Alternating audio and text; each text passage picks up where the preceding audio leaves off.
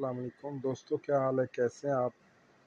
اچھا، آج بات کریں گے جناب پردہ نشین لیڈی سے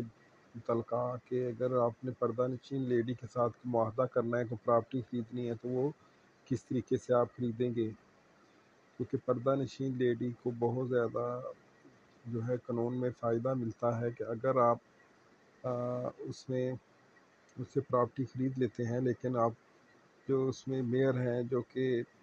ہائی کورٹ اور سپریم کورٹ کے فیصلہ جات میں بتائے گئے ہیں کہ آپ نے اس سے کیسے پراپرٹی خریدنی ہے، اگر وہ آپ نہیں پورے کرتے تو پھر آپ کے لیے ایشو بن سکتا ہے۔ سب سے پہلے آپ نے جب بھی پراپرٹی خریدنی ہے تو اس کے بھائی یا باپ یا اس کے رشتہ داروں کو بیچ میں گواہ بنانا ہے۔ گواہ بنانے کے بعد ان سے سگنیچر کرانے ہیں اور لیڈی کو پورے طریقے سے آپ نے بتانا ہے جس زبان میں وہ سمجھتی ہے کہ یہ پراپرٹی وہ سیل کر رہی ہے، اور اس میں اگر کوئی نفع نقصان ہوگا تو وہ اپنا ذمہ دار ہوگی، ٹھیک ہے۔ اگر پھر بھی وہ اپنی مرضی سے سیل آؤٹ کرے گی تو پھر آپ کے اوپر آفٹر جو ہے ان کو رشتہ داروں کو بنانے کے بعد، کلیئر کرنے کے بعد، پھر آپ کے اوپر وہ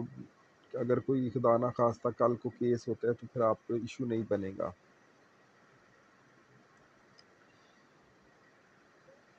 یہ متعلقہ کیس ہے جس میں پردہ نشین لیڈی کے خلاف جو دعویٰ تھا اسپیسیفک پرامس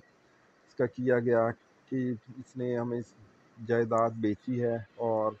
یہ ابھی ہمیں ڈگری نہیں کروا کے دے رہی، جو کہ سول کورٹ نے ڈگری کر دیا۔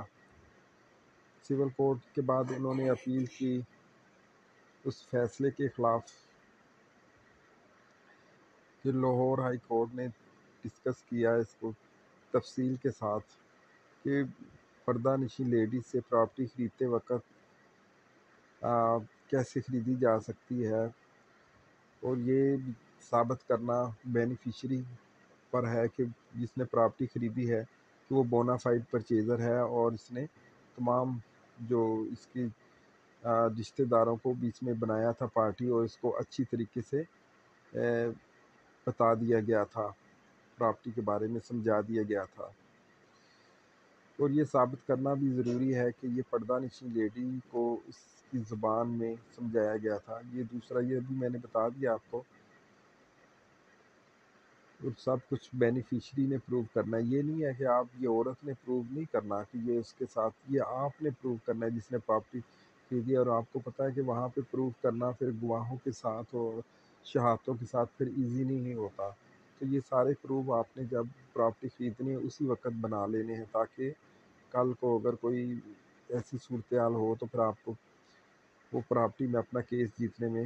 مسئلہ پیش نہ آئے۔ اور یہ زیر نظر کیس جو ہے اسی طرح سے انہوں نے پراپرٹی خریدی، اور جب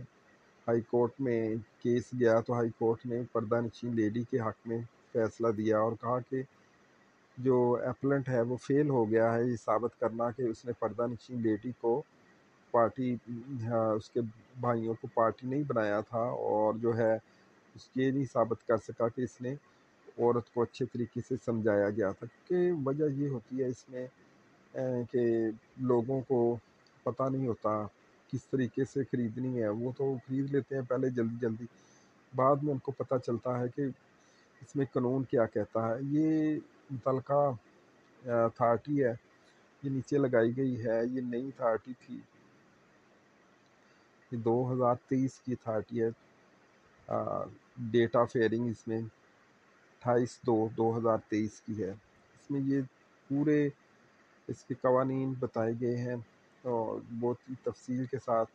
ڈسکس کیا گیا ہے۔ اس کے نیچے ایک اور میں نے اتھارٹی لگائی ہے جو کہ وہ بھی اس سے ریلیٹڈ ہی ہے، پردہ نشین لیڈی کے بارے میں ہی ہے، ٹھیک ہو گیا۔ تو یہ دونوں اتھارٹیز اور یہ تمام چیزیں پڑھنے کے بعد انشاءاللہ آپ کو سمجھ آ جائے گی کہ پردہ نشین لیڈی سے کس طرح سے پراپرٹی آپ خرید سکتے ہیں۔ اور اگر ویڈیو پسند آئے لائک شیئر کرنا اور سبسکرائب ضرور کیجیے گا۔ Thank you very much.